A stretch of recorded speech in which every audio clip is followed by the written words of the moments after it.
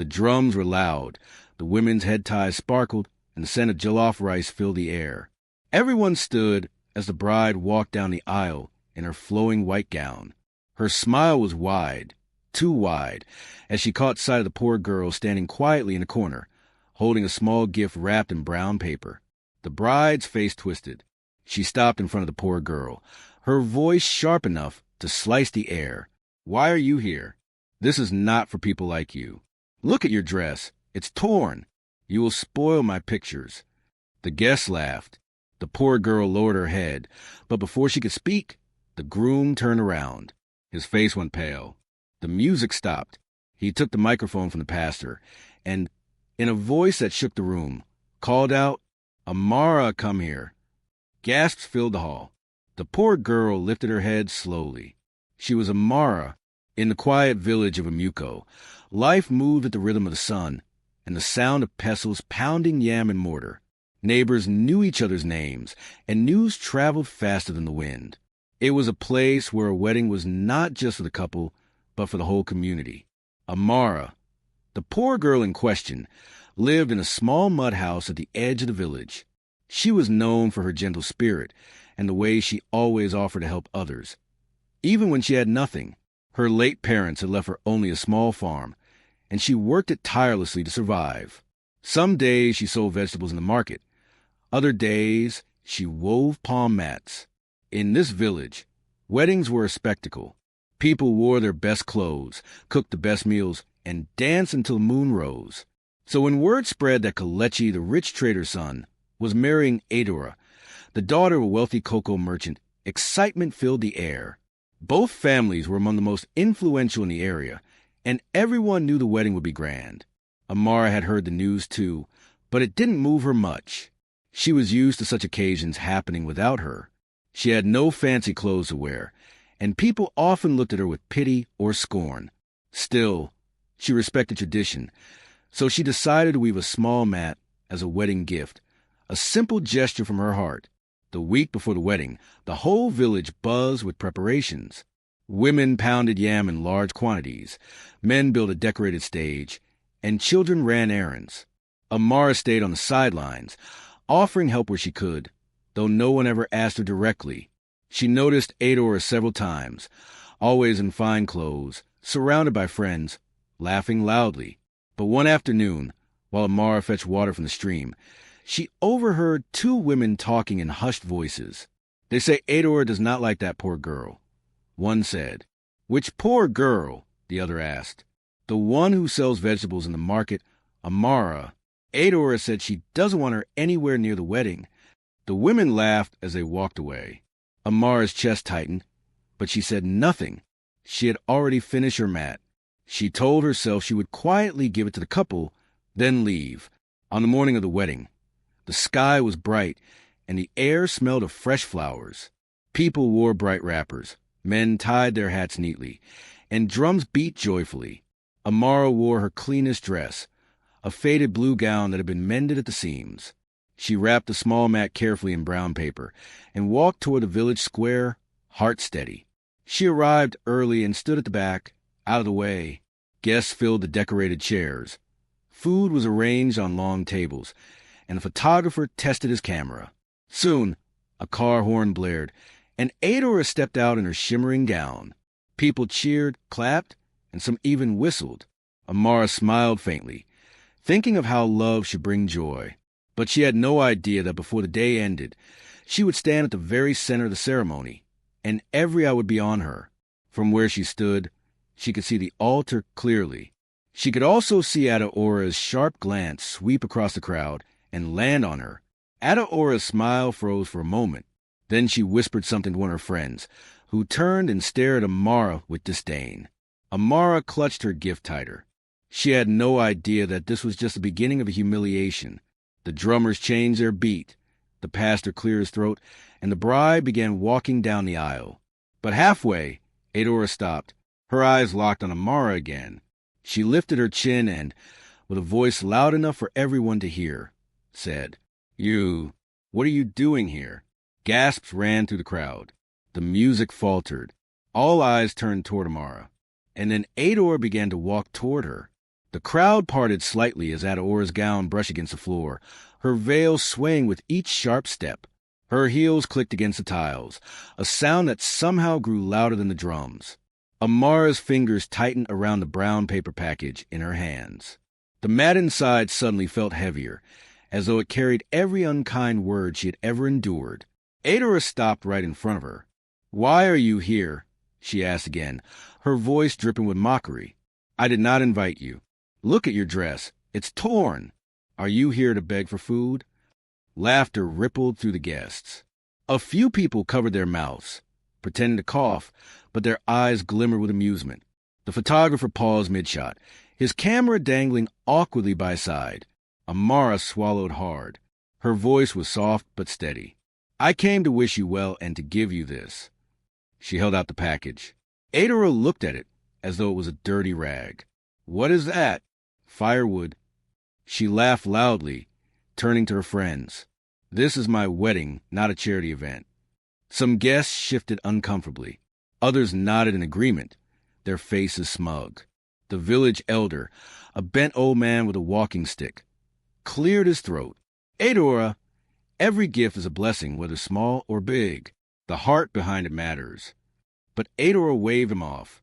"Please, elder, we are in the middle of something important. I will not have this disturbance in my pictures."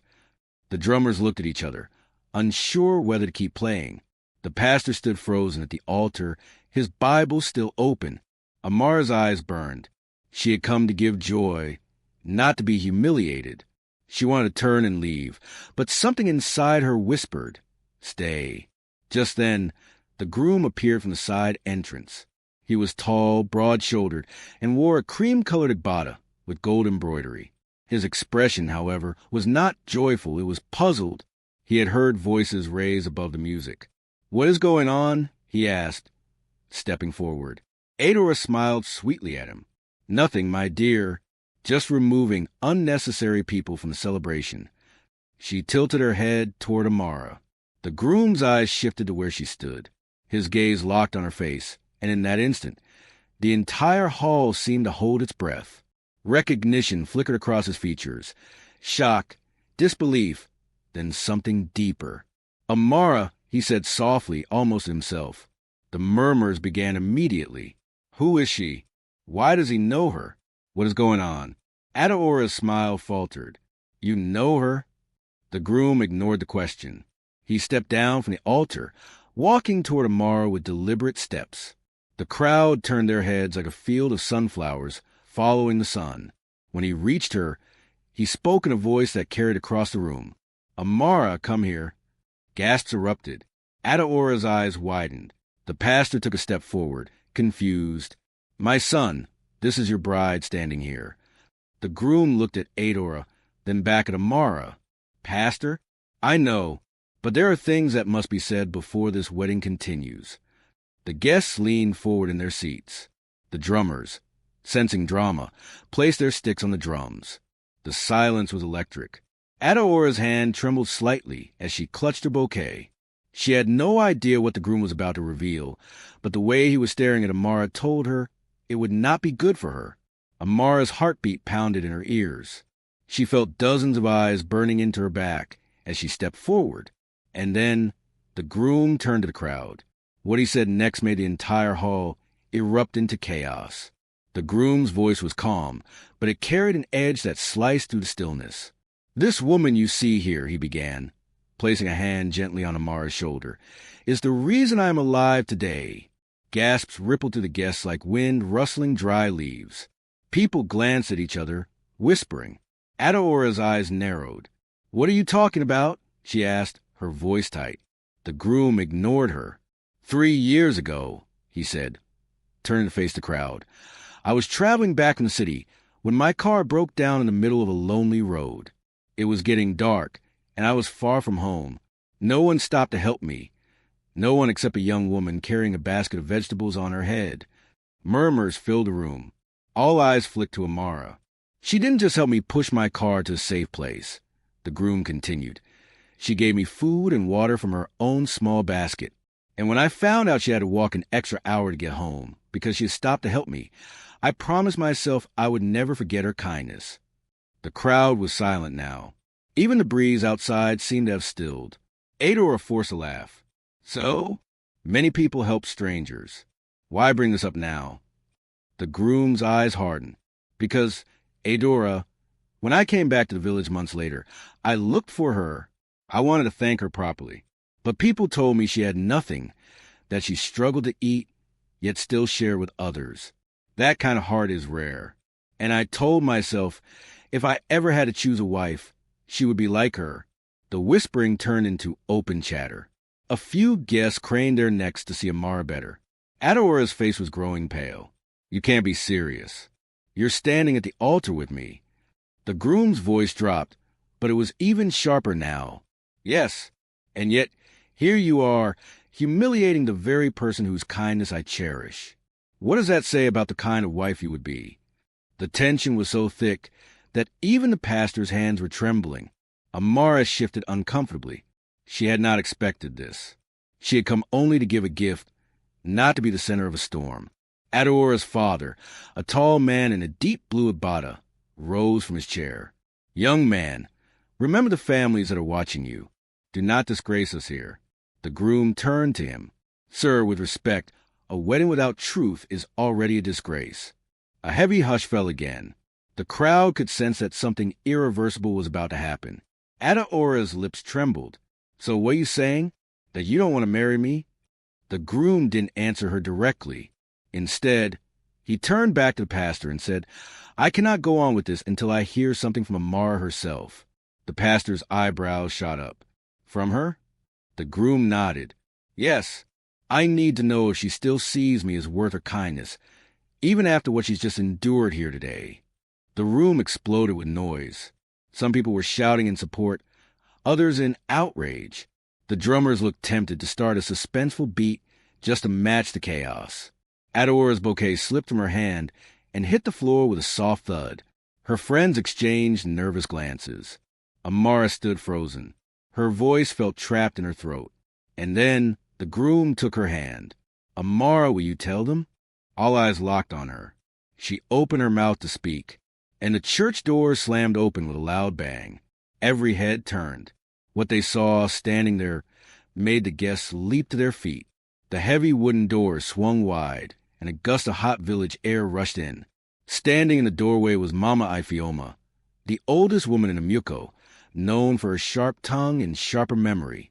Her white headscarf was tied high, her walking stick tapping against the floor as she stepped inside. Mama Ifioma, the pastor exclaimed, what are you doing here? You rarely leave your compound. The old woman's eyes darted across the hall, finally settling on Amara, then Adora, then the groom. I came, she said in a voice that carried it back, because I heard foolishness was being served at this wedding like palm wine, and I cannot sit and watch my village drink it. A few people chuckled nervously, unsure if she was joking. Mama Ifioma walked straight down the aisle without asking permission, her stick tapping, her back bent but her steps firm. She stopped between the groom and Adora, then pointed her stick at the bride. Adora, she began, you were still a child the day Amara's parents died. I was there. I saw how that girl, barely 12, stood at their graves with no one to protect her. I saw her farm alone under the hot sun when your family servants passed her by without a word. And yet, Mama Ifioma's voice sharpened. She never stopped helping others. The hall was quiet. Even Adora's father kept his eyes down. The old woman turned to the groom. And you, I know the day she saved you. I was the one she ran to after, asking if I had an extra wrapper to lend you, because your clothes were stained from pushing the car. You two have met before, but you young man never came back to see her until now. That's your shame to carry. The groom's face flushed slightly. Then Mama Ifioma turned her gaze to the crowd. And all of you, how many times has Amara given you vegetables from her farm for free? How many times has she helped you carry heavy loads without asking for a single coin? But today, you sit here and watch her be insulted because her dress is faded. Murmurs of guilt spread through the room. Some guests avoided Amara's eyes. Adora, however, wasn't ready to back down. Mama, with all due respect, this is my wedding. I can decide who attends and who doesn't. Mama Iphioma's stick tapped sharply on the floor. It is not just your wedding, Adora. A marriage in this village is a union before the ancestors and the community. If you shame one of us, you shame us all. The words hung heavy in the air. The pastor shifted uncomfortably. Mama Iphioma, this matter is delicate. Delicate? She cut him off. The only thing delicate here is the truth people are afraid to speak. She turned to Amara. Child, do you know why the groom called your name at the altar? Amara shook her head slowly. I don't. The groom stepped closer, his voice low but firm. Because when I saw you standing there today, I realized something. I have been preparing to marry beauty, but forgetting kindness. I have been chasing wealth, but ignoring peace. And now, I cannot ignore my heart any longer. Adora gasped as though struck. You wouldn't dare. But before she could finish, the groom's next words silenced the entire hall. Amara, will you take this place beside me? The air grew so still it felt like the whole world was waiting. Adora's father rose to his feet, rage burning in his eyes. Young man, think very carefully before you disgrace my family in front of the whole village. The groom didn't blink. I am thinking clearly, sir. Adora's mother grabbed her daughter's arm. We can still fix this. But Adora pulled away, her face twisting. No, this wedding is mine. She turned on Amara, voice sharp as a whip. If you take one step toward him, you will regret it for the rest of your life. Gasps filled the air again. And then someone else stood up from the crowd, someone no one expected to defend Amara. From the back row, a man in a simple brown tunic rose slowly to his feet. His presence alone drew stares, for he was not from the village. His face was unfamiliar to most. But to Amara, her breath caught the moment she saw him. Papa, she whispered. It was her uncle, Chaik, the only living relative she had left. He had left Amuko years ago after a family dispute, and was said to be living in a distant town. No one expected him to show his face here. Uncle Chaik stepped forward with long, deliberate strides, his sandals making a quiet thump on the floor. When he reached the center, he turned to the crowd. I am Chaik, son of Yud, brother to Amara's late father. His voice was steady but carried the weight of years. I have listened quietly since I walked in, but now I must speak. He faced Adora first. Young lady, you think a wedding is built on lace and gold, but a home is not kept warm by wealth. It is kept warm by respect. If you cannot respect a woman who comes in peace, you cannot respect anyone in this community. Adora's jaw clenched. With respect, Uncle, this is not your business. He turned slowly toward her, his voice deepening. When you humiliate my niece in public, you make it my business. Murmurs of agreement rolled through the guests. Then Uncle Chaik looked at the groom. And you, Kalechi, son of Ease, I know your father. I know the kind of man he was. Honorable, truthful. Before you decide what you will do here today, ask yourself, if he were standing beside you now, would he be proud of your choice? The groom's gaze dropped to the floor. The pastor, sensing the weight of the moment, tried to steer the ceremony back. Perhaps we should take a short break. No, Kalechi said suddenly, lifting his head. No breaks. No pauses. I have been silent for too long. He took Amara's hand again, and this time he faced the entire gathering. The truth is, I was drawn to Adora because our families wanted this union. They saw it as a joining of wealth and status. But my heart, he glanced at Amara, has been restless since the day she helped me on that road. And seeing her here today reminded me of what truly matters. Adora's voice trembled, a mix of rage and desperation. You cannot do this to me in front of everyone. Do you know how much my family has spent on this wedding? Kalechi's eyes softened, but his tone remained firm. A wedding is one day. A marriage is for life. I cannot marry someone whose heart cannot embrace kindness. Adora's father stood again, his voice booming. Kalechi, if you walk away now, you'll have enemies for life. But before the groom could reply, Mama Iphioma's walking stick struck the ground sharply. Let him speak his truth. Or must we live in a village where money decides even the matters of the heart? The crowd erupted, some in support, some in outrage. Women whispered furiously, men shook their heads, and the children looked wide-eyed at the unfolding drama. Adaora's hands curled into fists. "Amara," she hissed, "don't think this makes you special. You will never be accepted into the circle." Before Mara could answer, Uncle Chike stepped forward again, placing himself between the two women. "This is not about circles. This is about what is right." And then, without warning, he turned to the crowd and said something that made every jaw in the hall drop. "I know why Adora truly wanted this marriage, and it has nothing to do with love." The room exploded with gasps. Adaora's face drained of color. "What are you talking about?" she demanded, her voice shaking. Uncle Chike's lips pressed into a thin line. "Shall I tell them, or will you?" Adaora's eyes darted around, as though searching for an escape. The crowd leaned forward, eager to hear the truth. But before anyone could speak further, the sound of hurried footsteps echoed from outside. A breathless young boy ran into the hall, shouting words that froze everyone in place. The boy stumbled into the hall, clutching his knees, his chest rising and falling rapidly. "Chief Okafor's men, they are coming," he blurted out. A wave of confusion swept through the crowd. Chief Okafor was Adaora's father's business partner, wealthy, feared, and known for settling disputes in unpleasant ways. Adaora's father's eyes widened, and he quickly motioned for one of his guards to close the doors. "Why are they coming here?" he demanded. The boy pointed straight at Adora. "They say she owes him a large sum of money, and that the wedding is the only reason she can repay it.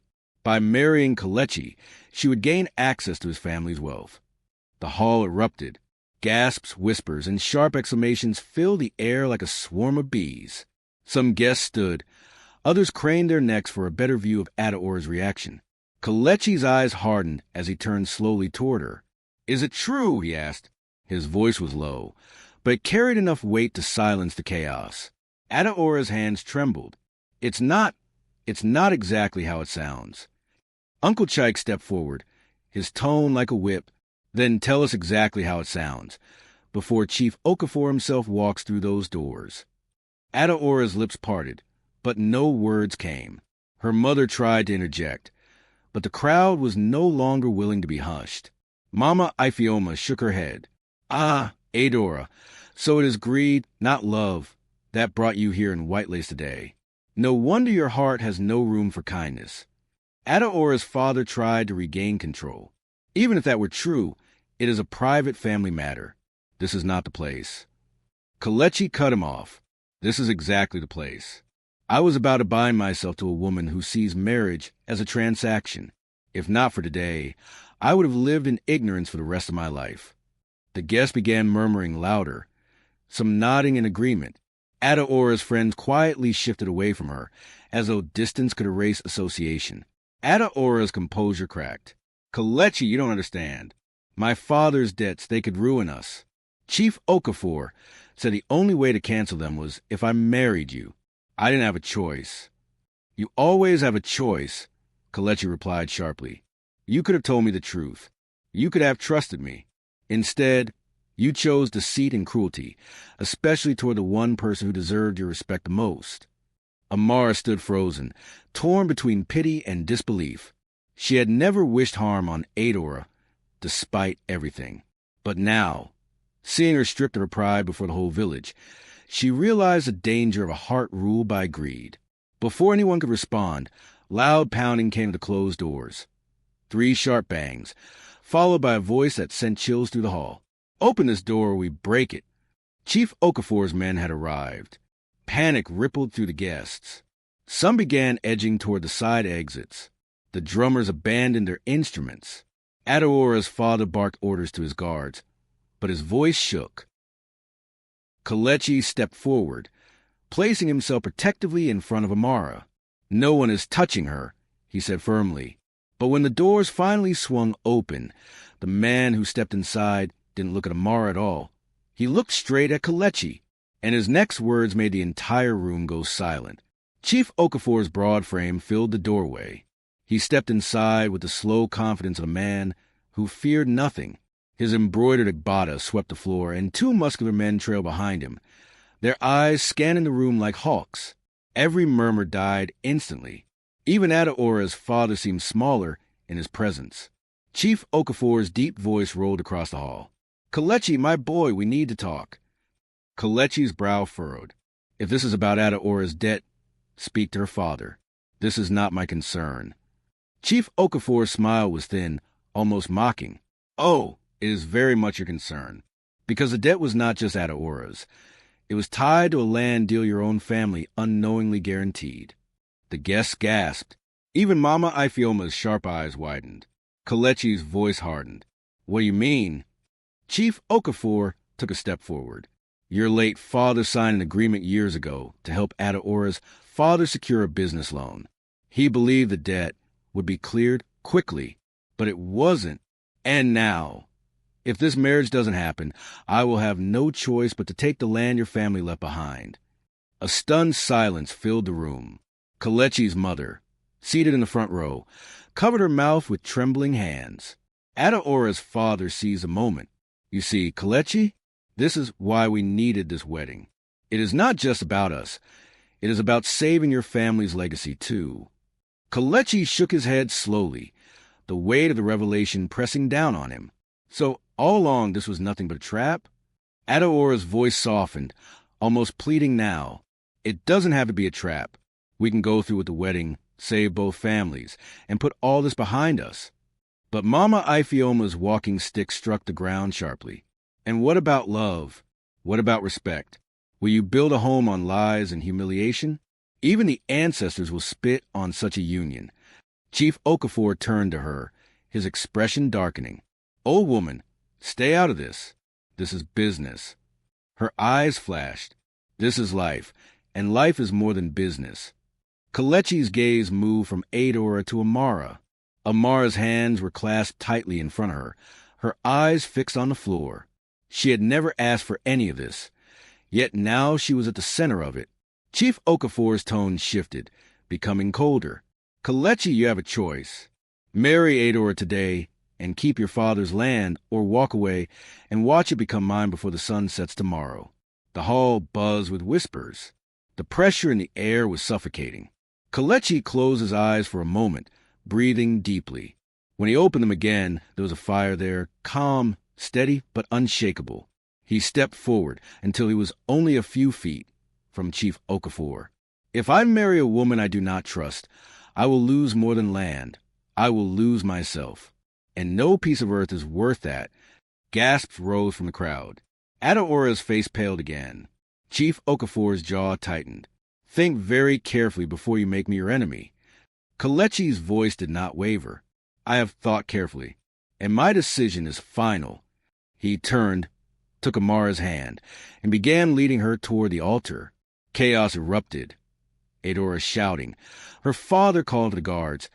Chief Okafor barking orders. The guests stood, unsure whether to cheer or flee. And then, in the midst of the noise, Kelechi said something to the pastor that made the entire hall freeze in disbelief. The hall fell into stunned silence as Kelechi's words echoed off the walls. "Pastor," he said firmly, "if there will be a wedding here today, let it be between Amara and me." A collective gasp rose from the crowd. Some clapped their hands over their mouths. Others whispered as if afraid to speak too loudly, afraid the moment might shatter like glass. Adaora's face twisted with rage. "You can't do this. This is my wedding," she screamed, her voice breaking. Kelechi turned to her calmly. "It was never yours, Adora. Not if it was built on deceit and humiliation." Adaora's father lunged forward, but Chief Okafor's outstretched hand stopped him. "Let him do as he pleases," Chief Okafor said coldly, his eyes narrowing at Kelechi. "But remember this, boy, land can be fought for. Hearts can be broken in ways you'll regret." Mama Ifeoma's voice rang out from the side. "Better a broken heart than a broken spirit." The pastor stood frozen for a moment, his gaze moving between Kelechi and Amara. "My son," he said softly, "marriage is not a game. Are you sure of this?" Kelechi's voice was steady. "I have never been more sure of anything in my life." All eyes turned to Amara. Her breath was shaky, her hands trembling. "Kelechi," she whispered, I didn't come here to take anyone's place. I came only to give you this gift." She held out the brown paper wrap mat. He smiled faintly and took it from her. "And yet, in giving me this, you've given me more than any bride price could ever buy." Gasps filled the air again. Adora let out a bitter laugh. "Do you think the village will accept this? That they will celebrate a girl who came here in a torn dress?" But the tide had already turned. From the front row, Kalechi's mother rose, her elegant head tie catching the light. She walked to Amara and placed her arm around her shoulders. "They will accept her," she said firmly, "because I do, and because her heart is worth more than all the silk in this hall." The guests murmured their approval. Some even began clapping. The pastor lifted his Bible. "If the bride and groom are ready, then let us begin." Adora stood frozen, her hands trembling at her sides. As the drum started again, this time, not for her, she turned to her father, but he was already avoiding her gaze, shame heavy on his shoulders.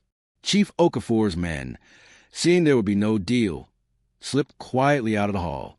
The matter of the land would no doubt resurface, but that was for another day.